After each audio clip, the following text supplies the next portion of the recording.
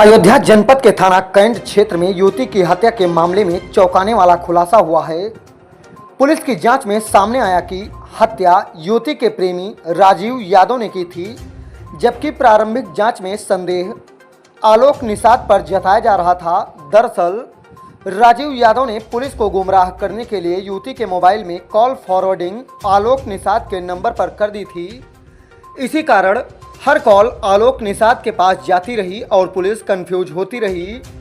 Police को तब बड़ा सुराग मिला जब घटना स्थल से थोड़ी दूरी पर ईंट के नीचे दबा युवती का मोबाइल बरामद हुआ। फोन ऑन था और कॉल फॉरवर्डिंग की सच्चाई उजागर हुई।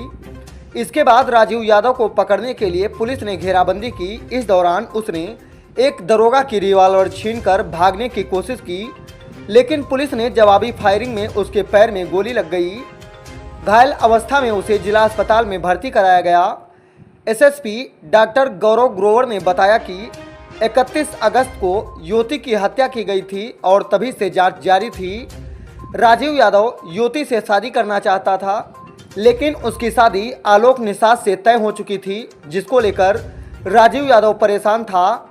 हत्या वाली रात उसने अपने बड़े भाई के फ़ोन से युवती को फ़ोन किया और बुलाया।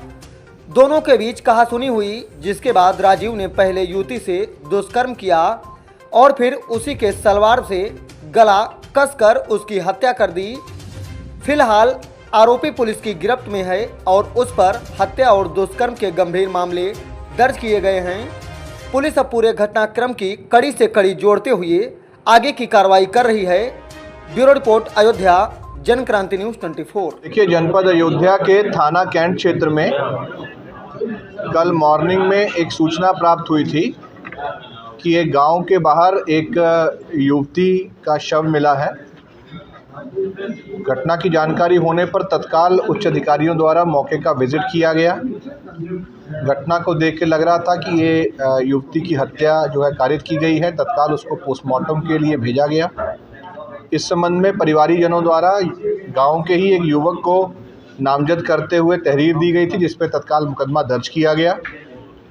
घटनास्थल का निरीक्षण व अन्य जानकारियों को प्राप्त करने के साथ साथ सर्विलांस की मदद से एक बात क्लियर हुई कि जिस युवक को नामजद किया गया है वो वह लड़का है जिससे उसकी शादी तय की जा रही थी, और वो घटना के समय या घटना से पूर्व इस जनपद में मौजूद ही नहीं है, बल्कि वो किसी और जनपद में काफ़ी दूर उसकी लोकेशन थी। साथ ही साथ ये भी समझ में आया कि फ़ोन के माध्यम से मृतका की जो बात है वो किसी और नंबर पे भी हो रही। इस पर हमारी एसओजी सर्विलांस थाने की टीम के द्वारा इन सभी जानकारियों के ऊपर काम किया गया। एसपी सिटी साहब द्वारा लगातार इसका पर्यवेक्षण किया जा रहा था। इसमें एक राजू यादव नाम के लड़के की संलिप्तता जब प्रमाणित हुई और उसके कस्टडी में लेके पूछताछ की गई, तो उसके द्वारा इस पूरी घटना को कारित करने के अपना जुल्म इकबाल किया गया और ये बताया गया कि कई महीनों से उसकी बात मृतका से फ़ोन पे होती थी, क्योंकि मृतका की शादी कहीं और तय हो रही थी और वो उससे शादी करना चाहता था, जिसको मृतका भी कुछ दिनों से मना कर रही थी। इसके द्वारा फ़ोन से रात में बात करके जब सब सो गए तो उसको कन्विंस करके बुलाया गया। बगीचे में उसके साथ शारीरिक संबंध ज़बरदस्ती बनाए गए और फिर उसके बाद, क्योंकि इसके द्वारा काफ़ी शराबी भी हुई थी, इसके द्वारा लड़की के ही कपड़े से उसका गला घोट करके उसकी हत्या कारित की गई और उसके बाद ये वहाँ से फ़रार हो गया। इस संबंध में 24 घंटे की अल्प अवधि में ही इस पूरी घटना को अनावरण किया गया, बल्कि घटनास्थल की निरीक्षण और बरामदगी के समय इस अभियुक्त के साथ, जो कि एक अपराधी किस्म का व्यक्ति है, पुलिस की मुठभेड़ भी हुई है। 24 घंटे की अल्प अवधि में इस पूरे केस को अनावरण किया गया है और इसमें विशेष बात यह है कि जिस लड़के को नामजद किया गया था वो अंत में निर्दोष पाया गया है और ये लड़का जिसके द्वारा ये घटना कारित की गई है, इसको अरेस्ट करके जेल भेजा जा रहा है।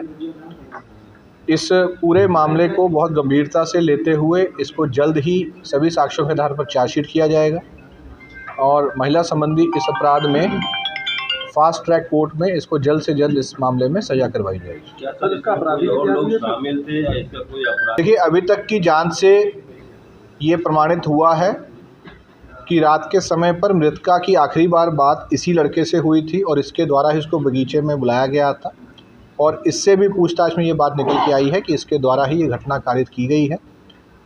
परंतु इन्वेस्टिगेशन अभी जारी है, सभी साक्ष्यों का भी परीक्षण किया जा रहा है। आगे चल के जो भी सूचनाएं आएंगी उसके आधार पर इस इन्वेस्टिगेशन में और भी जो तथ्य प्रकाश में आएंगे उसको संज्ञानित करते हुए उसको इसमें शामिल किया जाएगा।